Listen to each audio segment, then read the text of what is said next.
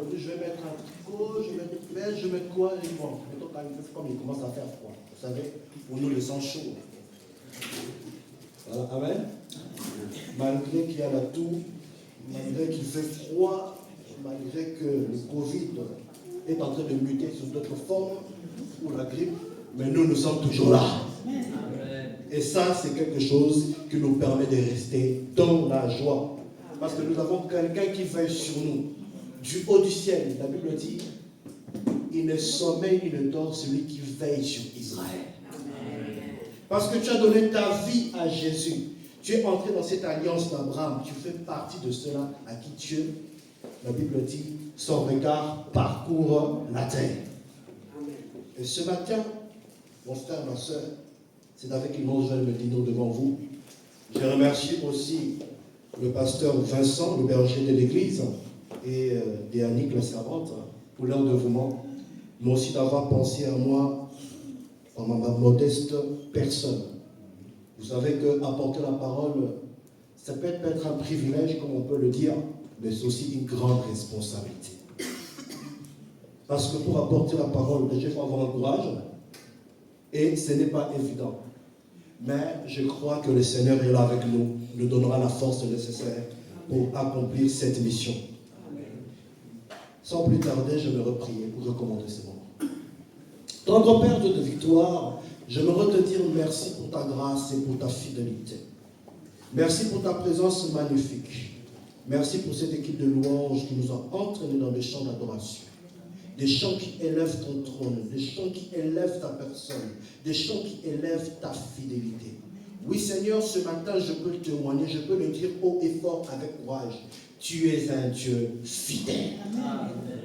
Lorsque nous regardons à notre vie, lorsque nous regardons à ce qui se passe tout le jour, effectivement Seigneur, même dans les petites choses, tu te manifestes. Et Seigneur, ce matin, je voudrais maintenant apporter ta parole. Remplis-moi de ton esprit. Que celle de l'homme disparaisse, mais que toi tu apparaisses. Je me soumets à ta volonté. Que ce que j'aurai à dire, que je puisse le dire. Mais si tu sens qu'il y a quelque chose que je ne peux pas, que je ne peux pas dire, dis-moi, Christian, ne le dis pas. Et j'obéirai. Mais que ton nom soit béni, que ton nom soit glorifié. Daigne bénir ta parole, au nom de Jésus, en accord avec le Saint-Esprit. Amen. Amen. Amen. Vous savez, il arrive que peut-être que vous soyez invité à une fête chez des amis. Mais imaginons un peu cette scène, que vous êtes invité à la fête chez des amis. Et vous arrivez, vous dites à votre hôte, salut, voilà, je viens profiter de ton hospitalité. Je viens profiter de ta nourriture, je viens profiter aussi de ton wifi. Mais en retour, je ne sais pas qu'est-ce que j'ai. Je n'ai même pas un paquet de chips. Mais pour éviter cela, voilà, je t'apporte une bonne bouteille de vin, une bonne bouteille de rosé, pour que nous puissions partager ensemble. Mais au moment où est-ce que vous voulez donner cette bouteille, il s'avère que cette bouteille est vide. Quelle sera votre réaction?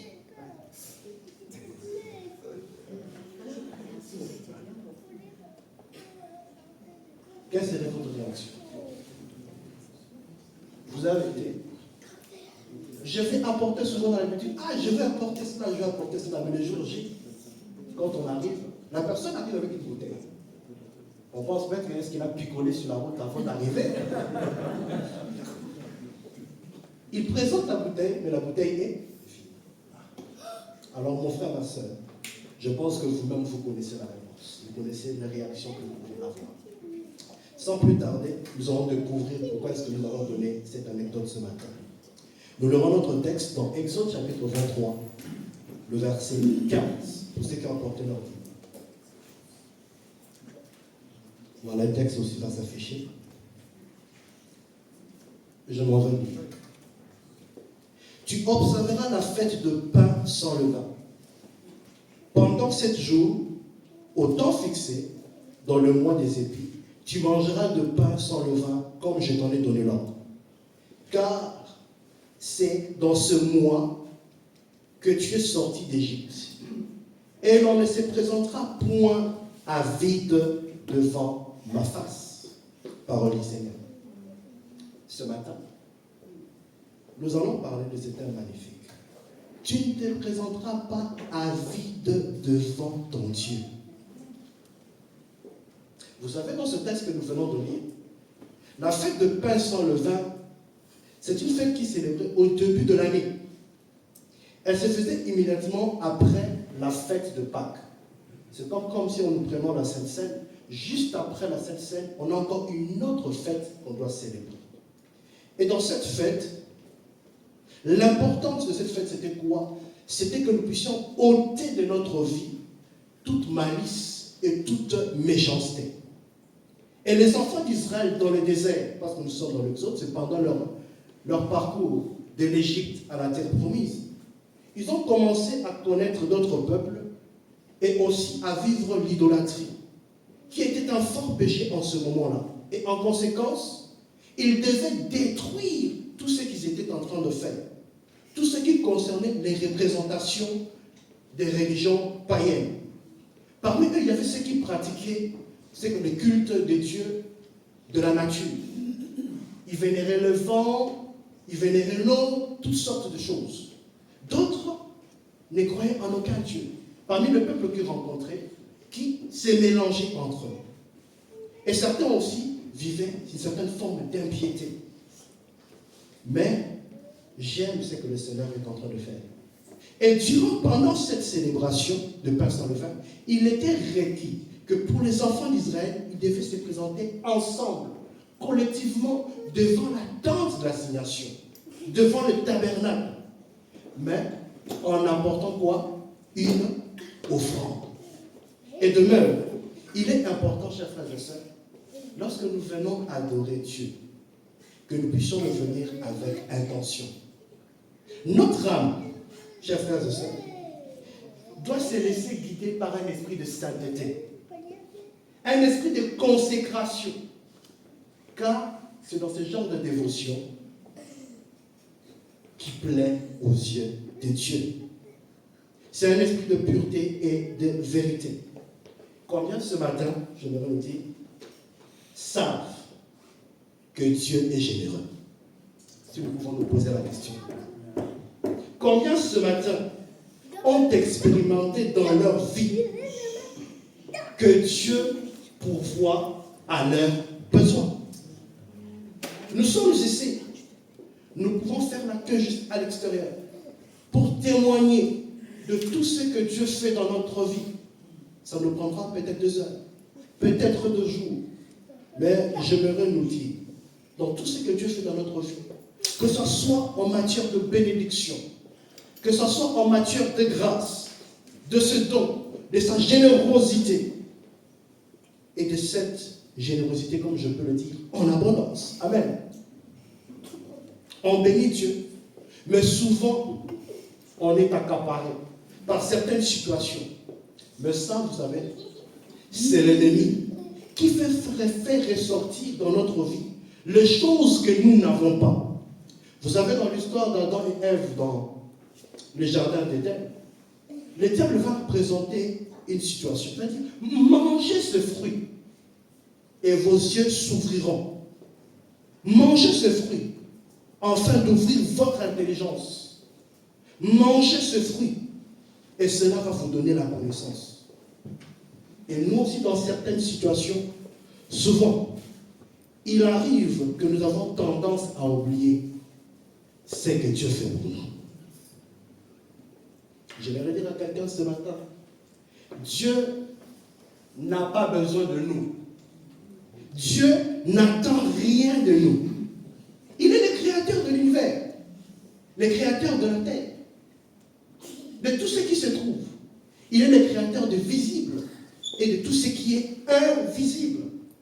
Mais par conséquent, qu'est-ce qui se passe? Dans ce texte, le Seigneur nous dit quoi? Tu ne te présenteras pas à vide devant ma face. Mais mon Seigneur, je ne comprends pas. Je suis qu'un grain de poussière. Toi, tu es le plus grand dans l'univers. Mais tu me demandes de t'apporter quelque chose. Mais Seigneur, qu'est-ce que je peux bien t'offrir? Lorsque je t'offre quelque chose, mais c'est toi qui me l'as donné. Tout ce que j'apporte, c'est toi qui me l'as donné. La Bible déclare ceci, que nous sommes venus nus sur cette table. Nous repartirons nus. Nous ne rapporterons pas tout ce que nous avons apporté. Et j'ai entendu une fois, j'étais au travail, pas trop long dans cette semaine, il y a un collègue qui me parlait parce qu'il venait d'avoir un nouveau véhicule électrique. Le dernier cri. Il a dit, moi, en tout cas mon frère, mon ami, mon collègue, j'aimerais te dire cette vérité. Moi, lorsque je mourrai, je voudrais qu'on puisse m'enterrer avec ma voiture.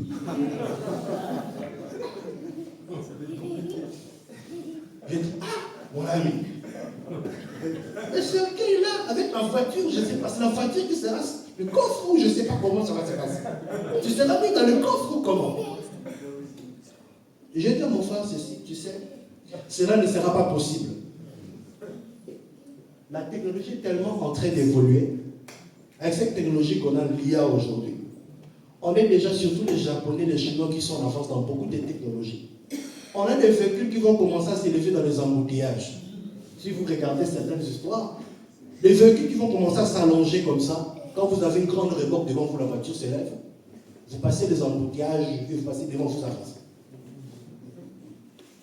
On aura des trains qui vont commencer à circuler en dessous des ponts. Tellement qu'il y a des embouteillages, on met des lignes et le train est accroché et ça circule. Alors je me dis, toi tu veux être enterré avec ton véhicule. Tout ce que nous sommes en train de voir aujourd'hui, tout cela va passer. Dieu dit dans ce texte, tout ce que Dieu dit dans ce texte que nous venons de lire, c'est une loi immuable. C'est quelque chose qui est invariable. Même dans le Nouveau Testament, Jésus dit ceci, que je suis venu accomplir la loi et non l'abolir. Et cette loi, ce que j'aime avec Jésus, que cette loi est accomplie en Jésus, mais cette loi est aussi accomplie à travers nous. Nous qui vivons aujourd'hui, qui avons donné notre vie à Jésus, nous vivons aussi, nous accomplissons cela à travers l'œuvre de Jésus. Et Dieu attend de nous quelque chose. Ce matin, peut-être que tu es venu le main vide. Je ne pense pas. Tu es venu avec un cœur qui est vide. Je ne pense pas non plus. Tu es venu avec le main vide, ta bouche vide. Ça, je ne pense pas. Mais mon frère, ma soeur, je pense que ce matin, nous sommes venus pour offrir. Le culte, c'est offrir. Et ça, vous le savez. Nous le disons, nous le redisons, et c'est très important que nous ne puissions pas l'oublier. Mais cependant, avant de approfondir sur le plan un peu plus spirituel, nous avons besoin d'examiner un peu la forme de ce texte de manière plus exacte. Et il y a ce que Jésus dit ceci dans l'épisode de la femme, de cette femme, de cette veuve femme, dans Luc chapitre 21, le verset 1er au verset 3. La Bible dit ceci, que Jésus, ayant levé les yeux, vit les riches qui mettaient leur offrande dans les troncs. Il vit aussi une pauvre veuve qui mettait 2 petites pièces. Et il dit, je vous le dis en vérité, cette pauvre veuve a mis plus que tous les autres. Dans cette histoire, j'aimerais dire ceci, que les enfants d'Israël, face à l'autel qui devait être restauré à cause de ce qui s'est passé, des victimes animales à leur époque devaient être offertes en sacrifice. Cela servait à la fois de purifier le temple, de purifier le tabernacle, de pouvoir purifier le temple du Seigneur des horreurs et de profanation, de tout ce qui s'était passé. Mais surtout, c'était de rendre à Dieu, à l'Éternel, sa place, de Dieu de l'hiver et du Dieu créateur au milieu d'eux. Et ce type de culte, pour eux, c'était synonyme que le Seigneur ne puisse pas les exterminer. C'était pour apaiser la colère de Dieu. Et aussi que le peuple de Dieu qui restait, qui accomplissait cette loi, qui respectait ces choses, ne puisse pas connaître la destruction à cause de certains autres. Et pour un juif, j'ai questionné un ami, un jour j'ai questionné un ami juif pour lui dire le sens de ce texte. Et cet ami m'a dit ceci. Il m'a dit, pour le juif, un Dieu qui ne reçoit pas d'offrande risque fort de se retourner contre son peuple et de l'abandonner. L'offrande pour eux va avec l'alliance. D'une certaine manière, celui qui est faible, en donnant son offrande, porte une allégeance à celui qui est fort. Il apporte cette allégeance à quoi? À celui qui est fort, afin que celui-là puisse lui donner la protection. Et, chers frères et sœurs, j'aimerais dire à quelqu'un, pour nous, cette offrande que nous apportons, dimanche après dimanche, quel que soit le lieu où nous allons, en ce jour d'aujourd'hui, je ne pense pas que je vais faire tous les trajets que j'ai fait venir en même temps avec une vache. Je ne pense pas venir avec des hirondelles. Vous imaginez que j'ai fait les avec des vaches, avec des moutons, pour venir offrir? Non. Ce qui est le plus important pour toi aujourd'hui, à cause du sacrifice de Jésus, le Seigneur n'a pas besoin de tous ces sacrifices que tu veux l'apporter. Ce que le Seigneur veut comme offrande pour toi ce matin, mon frère, j'aimerais te le dire. Dieu a besoin de l'offrande de ton cœur. Dieu a besoin de l'offrande de ta vie. Dieu a besoin de ce qui est plus précieux dans ta vie. C'est quoi aujourd'hui? C'est le temps. Aujourd'hui, nous n'avons pas le temps. Mais ce qui importe comme offrande pour le Seigneur aujourd'hui dans ta vie, c'est ta vie, comme je le disais. Ton temps, ce qui est précieux. Les gens disent, et nous disons souvent, le temps c'est quoi? C'est l'argent. Aujourd'hui, peut-être que tu n'as pas de moutons, tu n'as pas de rondelles. Mais à cause du sacrifice de Christ, le Seigneur attend de toi ton cœur. Il a besoin de ta vie. Il a besoin de toi. Voilà pourquoi. Mais il existe aussi notre forme d'offrande que j'aimerais que vous dire en ce moment. Cette forme est souvent appelée, des fois, c'est un sujet tabou. On n'aime pas trop le dire dans l'église. La dîme. C'est ce qu'on appelle les 1/10 de tout son revenu. Et on le trouve dans le texte de Malachie, chapitre 3, le verset 10 à 11. La Bible dit ceci: apportez à la maison du trésor toutes les dîmes, afin qu'il y ait de la nourriture dans ma maison. Mettez-moi de sorte à l'épreuve, dit l'Éternel des armées, et vous verrez si je n'ouvre pas pour vous les écluses des cieux, si je ne répands pas sur vous la bénédiction en abondance. Pour vous, je menacerai celui qui dévore. Et il ne vous détruira pas les fruits de la terre, et la vie ne sera pas stérile dans vos campagnes, dit l'Éternel des armées. Pour dire ceci, la dîme que tu donnes à Dieu dans sa maison ouvre les portes du ciel en ta faveur. Ce qui était impossible pour toi devient possible. Car Dieu fait pleuvoir sur toi quoi? Sa faveur, mais aussi la faveur des hommes. Si dans ta vie, il y avait des portes qui sont fermées devant toi, Dieu va en ouvrir de nouvelles, afin que ta joie soit parfaite. Résultat, est-ce qu'il y a quelqu'un qui veut expérimenter quelque chose de la part de Dieu? Mon frère, ma soeur, on est trop froid, on est trop chaud. Amen. Amen. Église, je ne connais pas l'église Bethesda comme ça, froid. Moi, je connais, on est chaud. Amen. On n'a pas assez dormi. Alléluia. À travers cela, comme je suis en train de le dire, si dans ta vie, il y a des portes qui sont fermées, résultat, le Seigneur nous dit ceci, que tu vas expérimenter, tu vas vivre la bénédiction en abondance de l'Éternel, qui enrichit et ne te fait suivre d'aucun chagrin. Mais un autre secret se cache dans ce texte. La Bible nous dit ceci quoi? Elle nous dit quoi? Par la dîme et les offrandes, cela attire la protection et la sécurité de Dieu. Je suis contre ces personnes qui disent quand tu apportes tes dîmes et tes offrandes, tu seras fort, riche, tout va se multiplier. Ça, une part de vérité, mais ce n'est pas tout. Le Seigneur ne nous bénit pas seulement avec de l'argent, mais le Seigneur peut aussi te donner une longue vie. Amen. Le Seigneur fait en sorte que peut-être que dans ton couple, que tu vives la paix. Amen.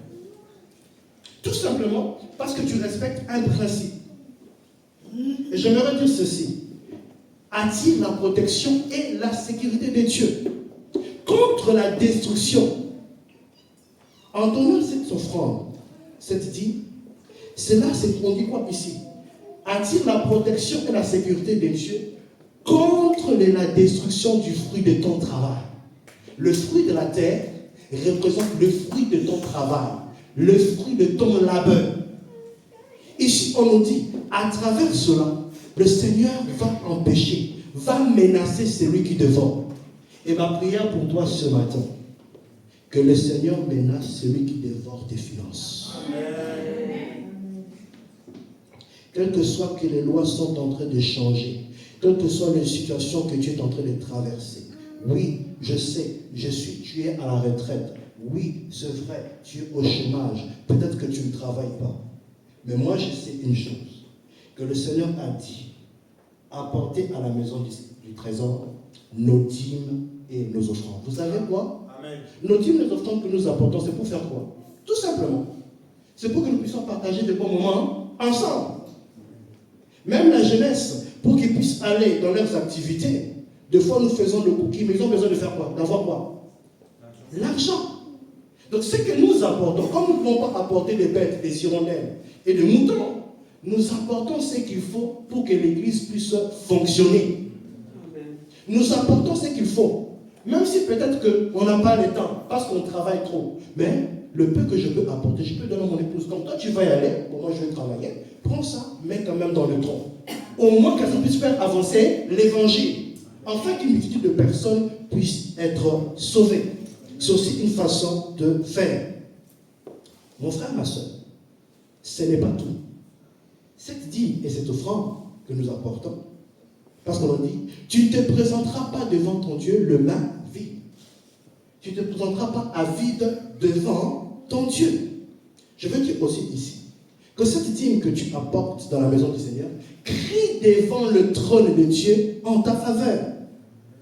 Quand les guerres, la famine, la maladie, la destruction, la stérilité tombent sur la terre, est-ce que nous ne voyons pas déjà ces choses? Ces choses sont déjà dans notre monde. Mais ce que j'aime avec Dieu, Dieu se souviendra de l'alliance que Dieu a établie avec lui. Par la dîme et les offrandes. Voilà pourquoi. C'est une chose que nous faisons chaque fois qu'on arrive. On dépose dans le tronc. Mais j'aimerais nous apporter une autre vérité cachée. L'argent, c'est aussi notre sang. Alléluia.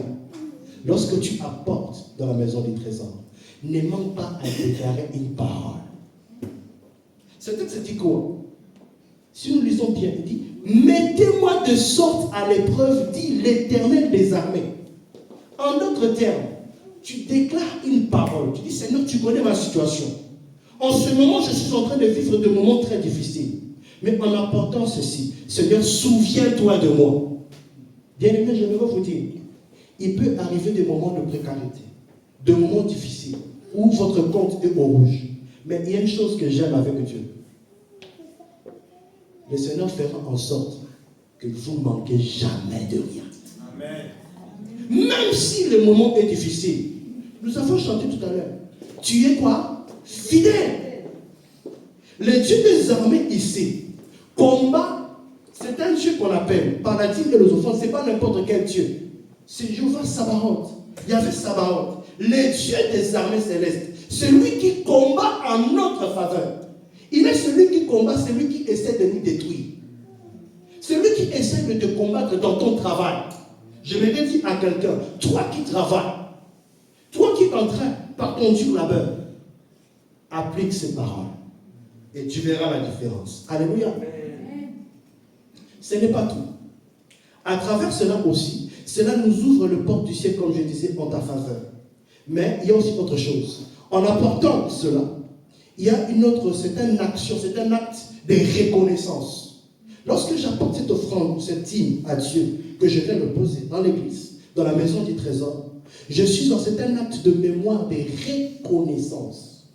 Je suis reconnaissant de ce que Dieu a fait pour moi, de ce que Dieu a fait dans ma vie. Mais qu'est-ce que Dieu a fait?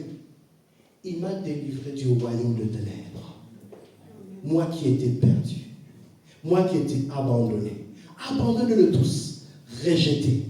J'étais au bord du chemin. Il a laissé son trône de gloire. Il est descendu, il est venu me rencontrer sur le chemin. Il m'a dit avec moi, suis-moi, marche avec moi, je serai avec toi, je ne t'abandonnerai jamais. Il est le Dieu qui marche avec nous. Quand on est fatigué, il prend le relais. Il marche avec nous. Mais de fois, on va penser, dans le moment difficile, qu'on est tout seul. Dieu n'est pas avec nous. Mais or, c'est lui qui nous porte. Alléluia. Ce Dieu-là est merveilleux. C'est un acte de reconnaissance. Parce qu'il a fait, il a offert son corps, il a offert son sang en sacrifice pour notre liberté à la croix. Mais par cette dîme et cette offrande que j'apporte, un acte, non pas seulement un acte de reconnaissance, non pas seulement une protection, mais c'est aussi une notion de pardon. Pour les enfants d'Israël, ça servirait à se faire pardonner, le coste du pardon. Mais pour moi et toi, mon frère, ma soeur, la Bible nous dit ceci. Il a voulu ni offrande, ni sacrifice. Alors, j'ai dit, je viens. Mais je viens pour faire quoi? Par cette dîme et cette offrande. Je viens faire ta volonté, mon Dieu. Ce que je désire aujourd'hui, ce n'est pas l'offrande que j'apporte qui est important, mais ce qui est important, que ta loi, que ta parole reste dans mon cœur. Lorsque ta parole reste dans mon cœur, je pourrai apporter sans regarder. Lorsque tu me touches, je sens qu'il y a un besoin pour la mission, il y a un besoin pour ceci, je sais que je l'apporte avec joie. Alléluia. Je l'apporte avec joie. Mon frère, ma soeur, pour vous et moi, comme je pouvais le dire, cette dîme et ces offrandes que nous apportons est une réponse à la délivrance de la loi du péché, mais aussi de la mort, qui pesait sur nous et nous empêchait de faire quoi? D'accomplir la volonté de Dieu, d'accomplir ce que Dieu voulait. D'ailleurs, est-ce que ce n'est pas ce que nous faisons parfois? Quand on a une mauvaise conscience, quand on sait qu'on a un problème avec son frère ou avec sa sœur, pour nous qui sommes mariés, quand tu sais que tu as un problème avec ton épouse, pour régler le problème, qu'est-ce que l'on fait? Pour certains, ils apportent un bouquet de fleurs pour se faire pardonner. D'autres, une boîte de chocolat. Pour d'autres, une bouteille de vin. D'autres, des escarpins pour femmes. Chacun a sa technique, chacun a sa façon de se faire pardonner. Mais pour nous autres ici, quand nous apportons des bouquets de fleurs, peut-être que c'est culturel, hein? Pour d'autres, un bouquet de fleurs suffit. Mais pour d'autres, quand on les apporte des bouquets de fleurs, tu vois, la question c'est quoi? Combien tu as dépensé pour le bouquet de fleurs?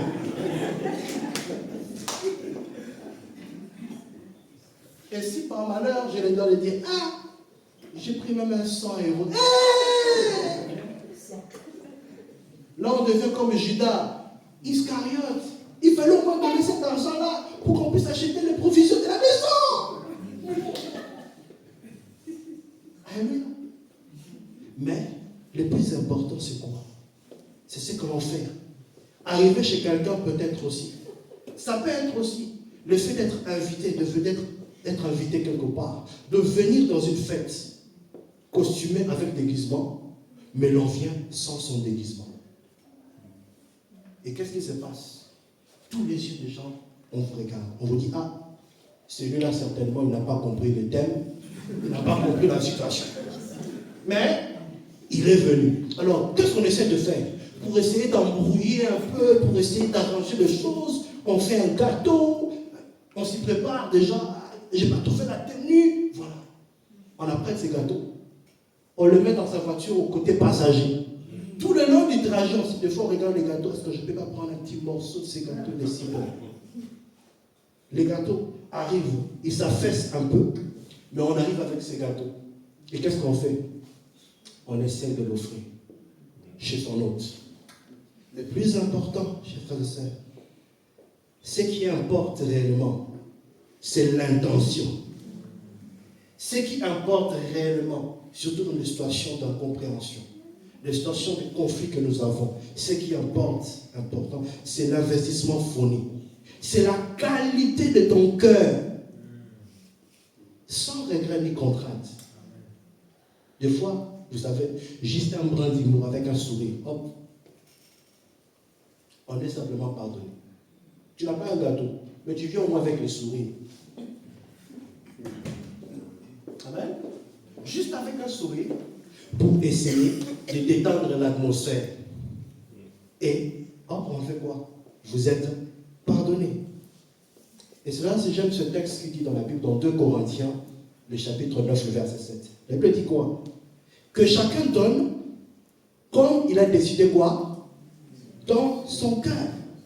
Sans regret, ni contrainte, car Dieu aime celui qui donne avec joie. Et il m'est venu aussi qu'avec Jésus, la relation devient plus radicale et différente. Ne luttons pas dans l'Apocalypse chapitre 3. Je me tiens à la porte et je frappe. Ce qui est ici une relation de confiance. Jésus n'est pas comme avec les Juifs. Jésus, lorsqu'il vient dans ta vie, il vient d'abord établir une relation de confiance, non plus de crainte. Dans le Nouveau Testament, je me dire à quelqu'un, pour toi, nous qui sommes de cette nouvelle alliance, il y a une porte qui t'est ouverte. Cette porte que Jésus vient frapper dans ton cœur, cette porte de ton cœur, il vient avec une promesse de rencontre. C'est une promesse de souper, mais pas n'importe quel souper, un souper d'amoureux. Maintenant, la question qu'il faut se poser, faut-il avoir les mains pleines ou avoir les mains vides? Ou ce qui est important, ce n'est pas d'abord d'établir, d'ouvrir la porte et d'établir cette relation. Dans le cas de mon éducation, moi, il m'avait été inculqué les principes sur lesquels il ne convient pas de se présenter chez un autre les mains vides. On devait toujours apporter quelque chose, surtout pour nous quand nous devons rentrer au pays. Nous connaissons certaines situations. Tu ne peux pas te présenter dans ta famille, tu n'as rien apporté. Surtout, on sait que toi, tu es allé à l'Occident, tu as fait un peu traîner. Donc, quand tu dois arriver, tu dois déjà préparer ce qu'il faut. Et tout le monde fait toute une longue queue.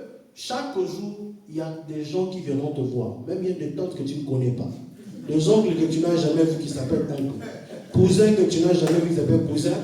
Tout le monde va venir se présenter parce qu'ils attendent que tu puisses leur donner quelque chose. Et des fois, sans pour autant que ces personnes prennent conscience de vos réalités, de ce que vous traversez. Et moi, ça m'a toujours dérangé de vivre avec un tel principe de vie. De faire de certains semblants pour essayer de masquer certaines situations. Moi, j'avais par exemple une tante, elle, qui avait l'habitude, à chaque fois qu'elle était conviée, ou elle conviait des personnes chez elle, elle avait l'habitude de notifier tout ce qu'elle avait préparé. Pour que la prochaine fois, que lorsqu'elle va inviter des personnes, qu'elle ne puisse pas préparer les mêmes choses qu'elle avait fait. Donc l'important, c'était quoi? C'était de protéger l'image que l'on donne. Et curieusement, encore aujourd'hui, on a encore ces petites choses. Vous savez ce qui est important aujourd'hui? Nous sommes ravis lorsque nous invitons des amis chez nous, qu'ils arrivent de fois quoi? Les mains vides. Parce que cela veut dire quoi? Que ce qui est important entre nous et la personne que nous invitons avec cet ami, c'est d'abord la relation. C'est d'abord la relation qui est basée sur l'échange. Que les personnes qui sont conviées chez nous, qui viennent chez nous, qui puissent se sentir à l'aise. Et mon père à moi, personnel qui nous a testé, mon père biologique, lui disait ceci.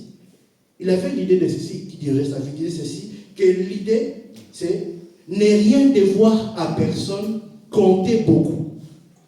Que la dette crée une obligation et peut rendre dépendant parfois jusqu'à l'esclavage. Vous savez, quand vous allez dans une banque, tout le monde nous connaissons, ce sont nos réalités. Vous avez des besoins. On vous dit, venez. On vous dit, ah, vous voulez telle somme d'argent. Bon. Est-ce que vous avez déjà bien regardé vos capacités de remboursement?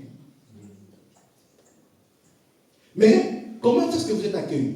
Quand le banquier va ouvrir votre compte, il voit que votre compte est toujours vert. Vous n'êtes pas rouge, il vous accueille très bien. Il dit, qu'est-ce que voulez-vous? Ah mais monsieur, vous ne voyez pas que la carte que vous avez là, ce n'est pas la bonne carte. Pourquoi pas la carte de Visa Première?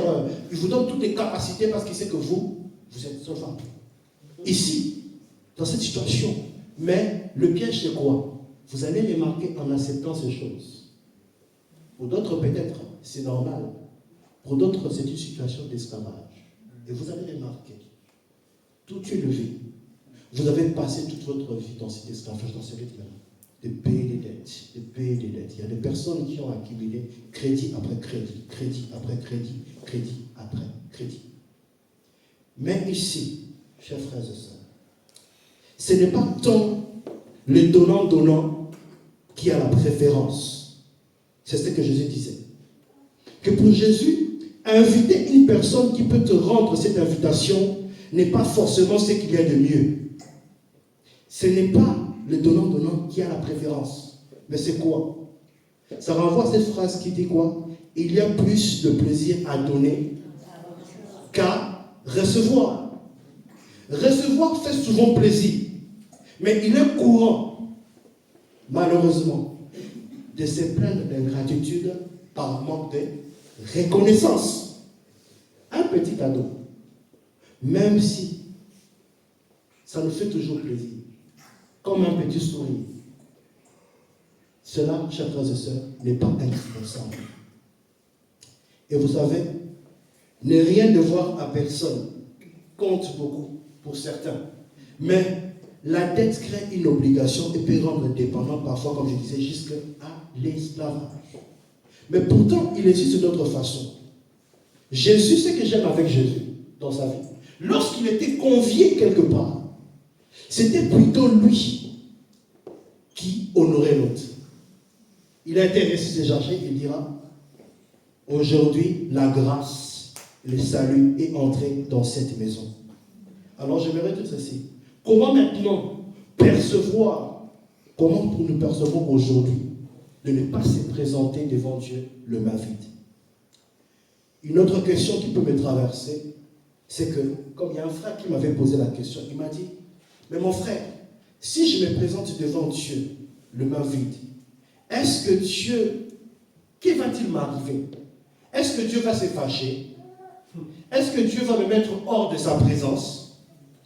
Moi, j'ai regardé ce frère, j'ai dit, frère, si Dieu, comme il dit qu'il est Dieu, il te met hors de sa présence, il y a une incohérence avec ce que la Bible dit de lui. C'est Dieu-là, c'est aussi notre Père. Pourquoi? Et souvent, c'est ce qui se passe. Avec les questions que nous posons, nous mettons sur Dieu l'image d'une relation de parenté. De toutes les manières, vous savez, une fois que nous apportons un cadeau et qu'on l'offre et que ce cadeau est accepté, qu'est-ce qui arrive? On reste toujours le main vide. N'est-ce pas vrai? On reste le main vide. Mais en fait, il semble que la peur de ne pas avoir quelque chose à apporter à celui qui nous invite nous est transmise. Et cela est transmise à plusieurs personnes. Si je n'apporte pas un cadeau, je risque de ne plus être invité par la suite. Donc, d'une certaine manière, d'être mise à la porte et de savoir vivre seul, sans amitié, comme si l'amitié, cela s'achetait. Qu'est-ce qui se passe? Il y a finalement ce qu'on a dans le cœur. La peur du rejet et quoi? La peur de l'abandon. Et vous savez, souvent, cette peur-là, c'est ce que nous projetons, chers frères et sœurs, à notre Dieu. Et cela, je ne parle pas d'un niveau conscient, mais je parlerai plutôt, c'est dans un niveau inconscient. Et cela parce qu'au fond de nous, nous attendons une protection, comme des enfants qui attendent quelque chose de la part de Dieu.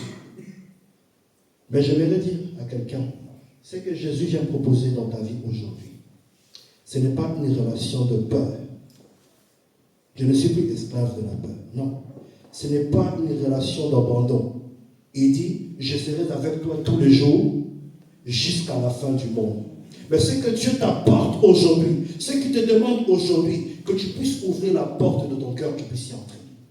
qui puisse souper avec toi dans un repas d'amoureux. Or, Jésus, lorsqu'il vient dans une vie, il ne vient pas seul, il vient dans la plénitude de la divinité. Il vient avec le Père et il vient avec le Saint-Esprit. Afin que ta joie soit parfaite. Même si ta vie était en désordre, même si tu croulais dans une vie de péché, même si tu avais honte de toi-même, lorsque Jésus vient, il vient te relever. Amen.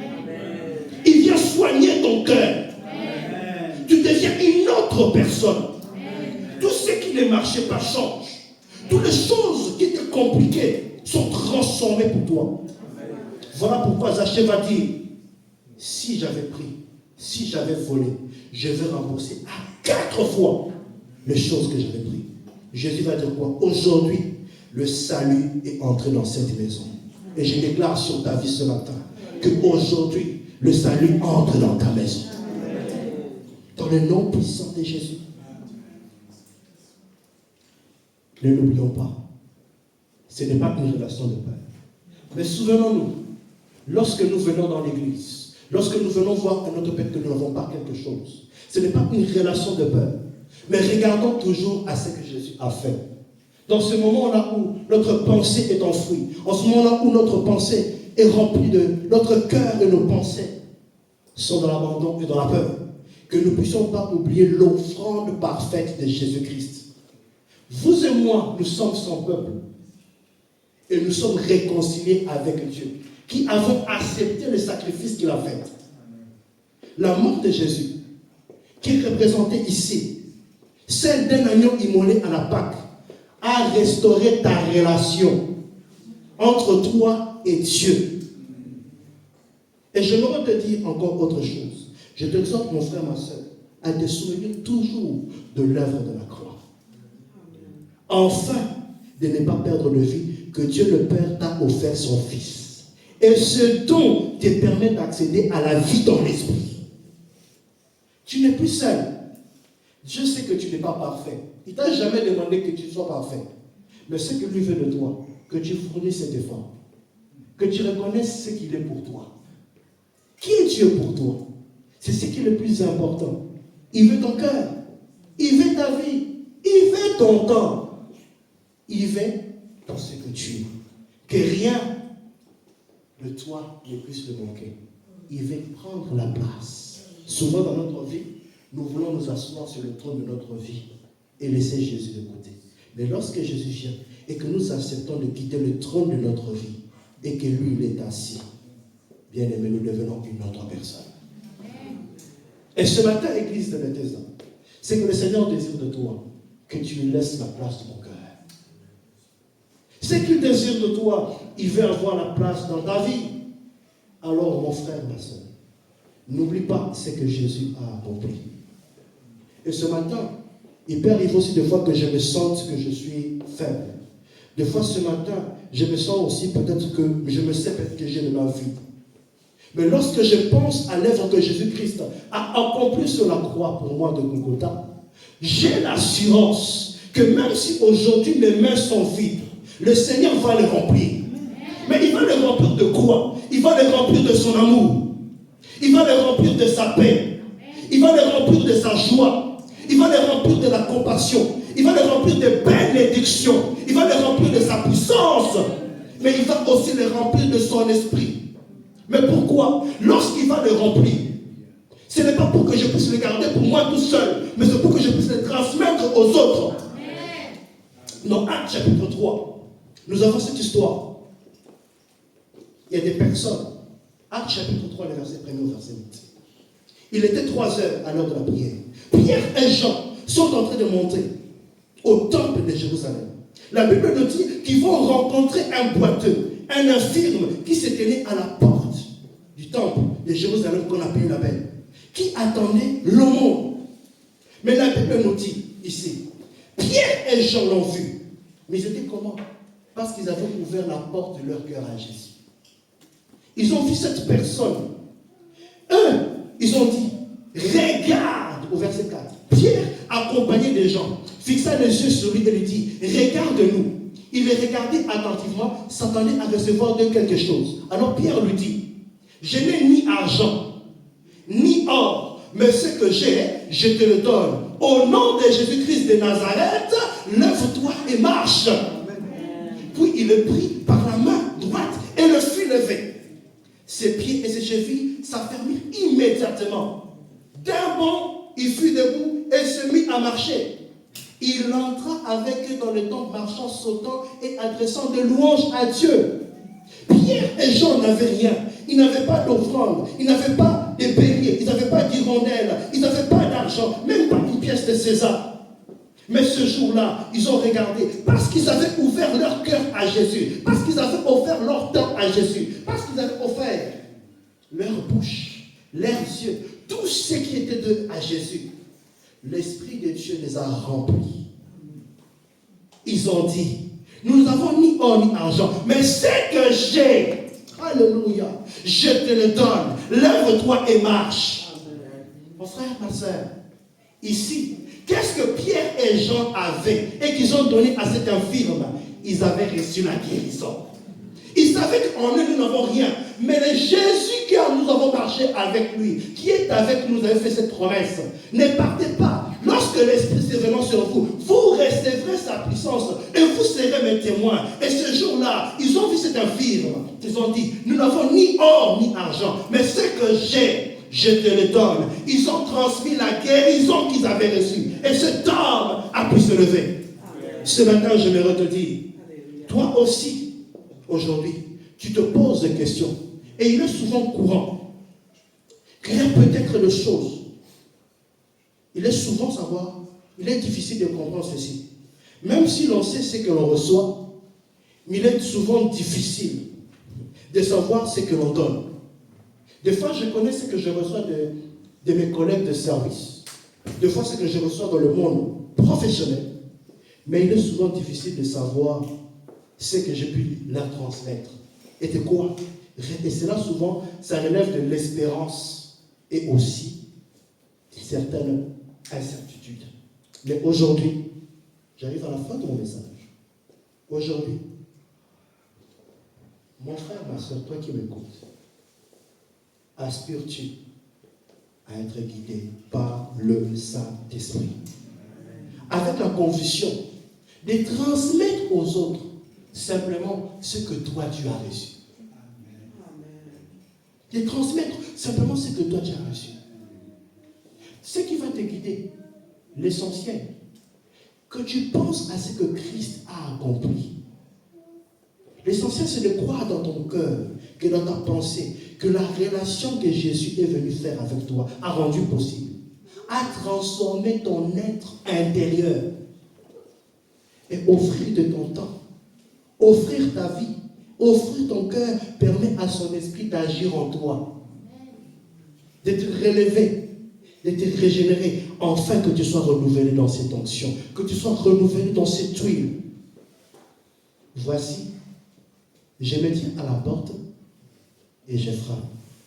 Si quelqu'un entend ma voix et ouvre la porte, j'entrerai chez lui pour souper.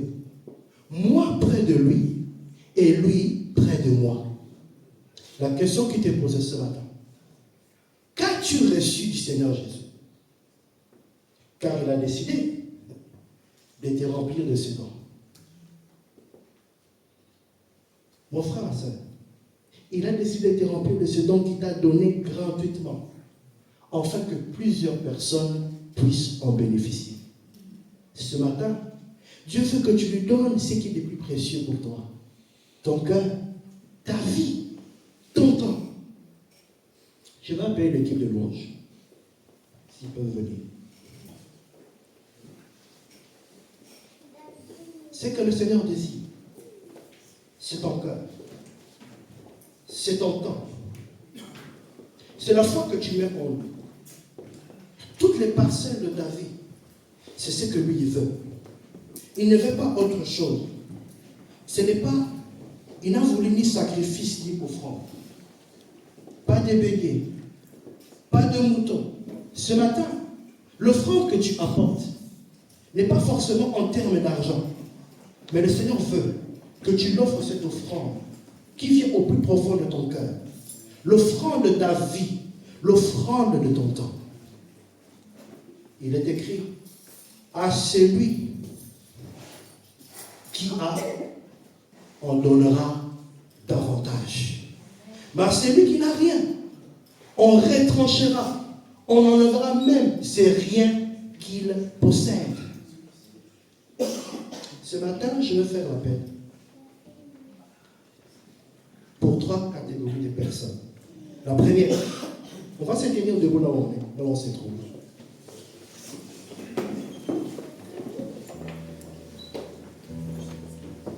Que peut-être pour toi ce matin, aujourd'hui, comme je pourrais le dire, aujourd'hui, tu es venu dans cette situation de cet infirme, de ce boiteux, pour chercher de quoi vivre. Tu te poses peut-être la question, mais comment est-ce que je veux faire?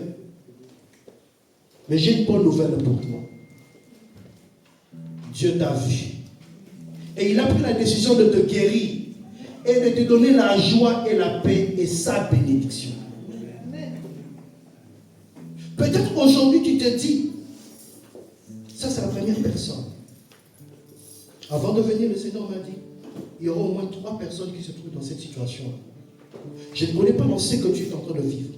Il y a 3 personnes ici qui sont en train de vivre cette situation. Dans leur vie, il y a une certaine forme d'infirmité. Il y a des choses qui n'avancent pas normalement. Une forme de retard.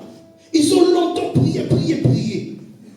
Mais le Seigneur a dit, je t'ai vu, je t'ai entendu du haut des cieux. Et j'ai décidé de te bénir. J'ai décidé de te guérir. J'ai décidé de te donner la joie. Si tu es là, tu vas t'approcher de nous.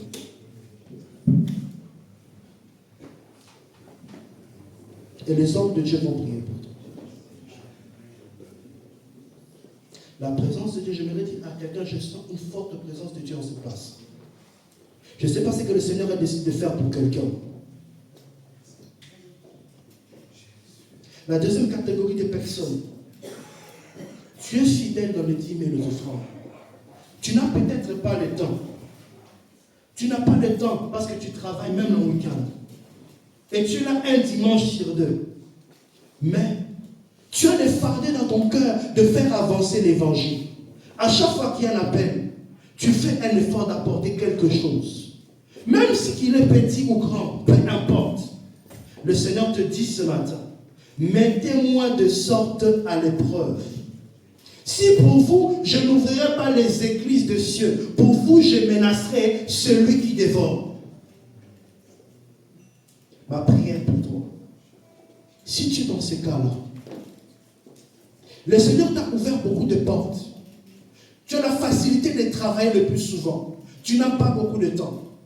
Mais le Seigneur te dit, mais tu rencontres des difficultés dans ton travail. Tu remarques beaucoup de combats dans ton travail. Des fois, il y a certaines accusations qu'on pose sur toi. Tu ne sais pas d'où ça vient.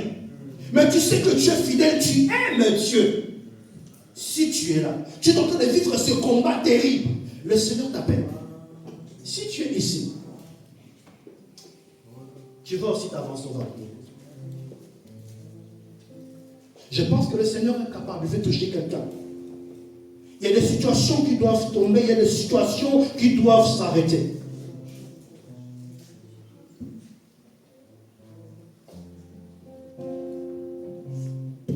Peut-être aussi, tu es comme Pierre et Jean. Tu te dis que tu n'as ni or ni argent. Mais Dieu a compassion et l'amour de sa âme perdue. De ceux-là qui souffrent.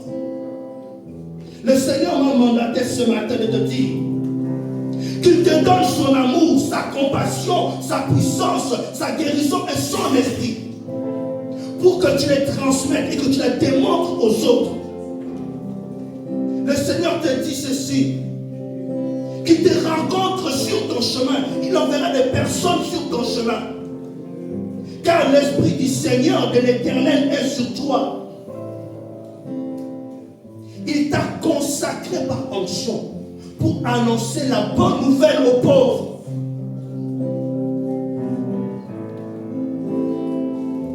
Tu es ici. Tu es ici. Le Seigneur te dit, il a mis en toi cette capacité, par tes paroles. Tu as la capacité de guérir le cœur brisé. y a des personnes qui ont reçu des dons très particuliers ici. Le Seigneur veut renouveler le don qu'il a mis en toi. Des fois, tu te dis que tu es petit. Tu te dis que des fois, tu es faible. Mais le Seigneur n'a pas besoin de gens qui sont forts. Il a besoin de gens qui sont faibles, que lui va rendre fort pour sa gloire. Tu es ici. Là où tu es, tu vas t'approcher. On va prier pour toi. À travers ce chant qui nous parle de l'esprit, nous allons entendre ce chant. Mais là où tu es déjà, commence déjà à prier pour ta situation. Là où tu es, commence à élever la voix. Commence déjà à prier pour toi avant qu'on puisse prier pour toi. Je crois que le Seigneur, l'onction, la grâce de Dieu va descendre ce matin. Va toucher certaines personnes. Et d'autres personnes, en sortant d'ici, seront peut-être touchées en chemin. D'autres personnes seront touchées dans leur maison. Mais je crois aujourd'hui que le Seigneur a entendu les cris de son Église. Ce que nous voulons aujourd'hui, que plusieurs âmes soient sauvées. Nous ne venons pas dans un club, mais nous venons que cette Église grandisse. Nous venons qu'une multitude de personnes nous rejoignent dans cette grâce. Là où tu es, pour vous qui avez avancé devant, vous allez simplement lever vos mains vers le ciel. Tu vas prier, tu vas faire appel à la grâce de Dieu. Tu dis, Seigneur, tu me connais plus que moi-même. Je ne suis pas parfait. Mais tu me dis ce matin que tu m'as donné un don. Peut-être que là où je suis, je ne sais pas quel est le don que tu m'as donné. Seigneur, ce matin, révèle-moi le don que tu m'as donné, afin que je le mette à ton service. Tu m'as dit ce matin, l'offrande que tu veux, c'est mon cœur. L'offrande que tu veux, c'est mon âme.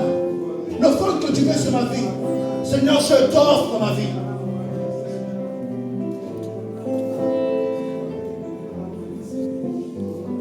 Esprit de Dieu, nous te confions en ce moment. Regarde ton peuple qui se tient devant. Seigneur Jésus. Oui. Si tu ne sais quoi dire, chante ces chants. Ce que j'aimais, tout est pour toi, Jésus. La couche un parfum de mal, chacun s'est déplacé, éclaté,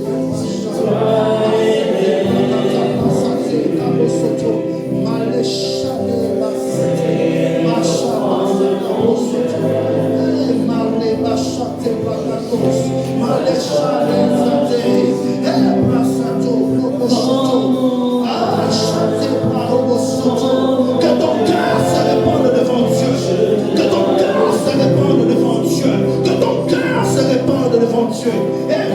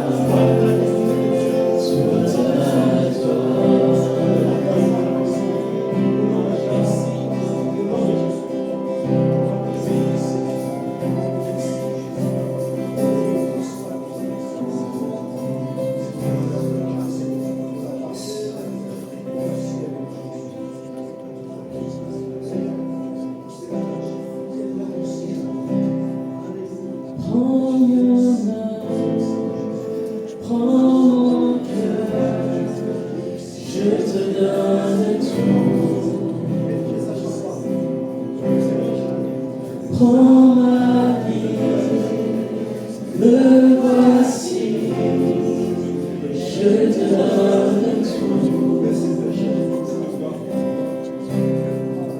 Mon cœur est à toi, tout à toi. Mon cœur est à toi, tout à toi.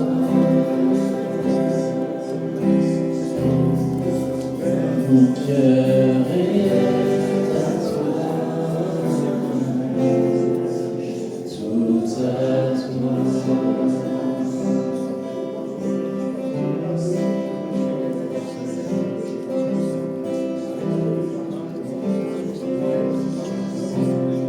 Saint-Esprit est avec toi. Pendant que les personnes se sont avancées pour prier, pour donner leur cœur à Jésus, alors que la musique continue, le Saint-Esprit veut te dire que Dieu te tient par la main et il ne te juge pas par rapport aux erreurs du passé.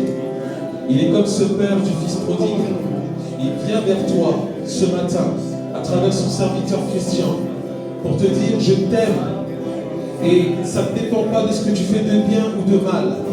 Je t'aime tel que tu es. Je t'aime avant même que tu connaisses qui je suis. Ce matin, je me révèle à toi. Je suis. Je veux me révéler personnellement à toi.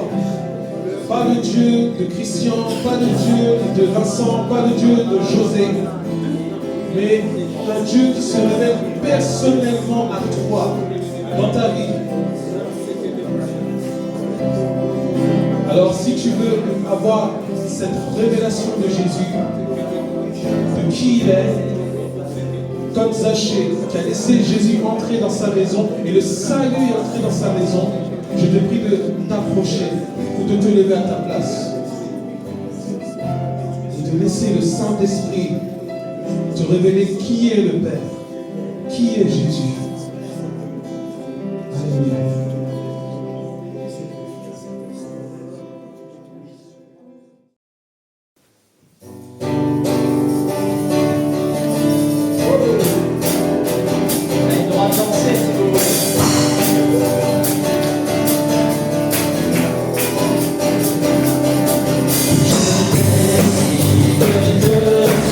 Je choisis de te servir.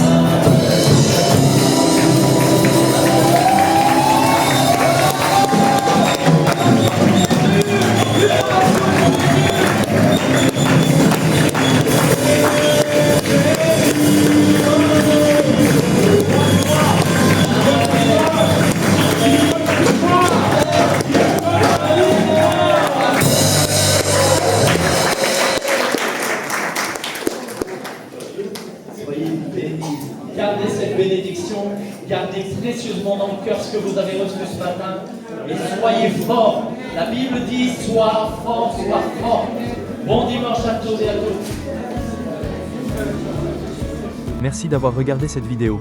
Nous espérons qu'elle t'a encouragé et fortifié dans ta foi.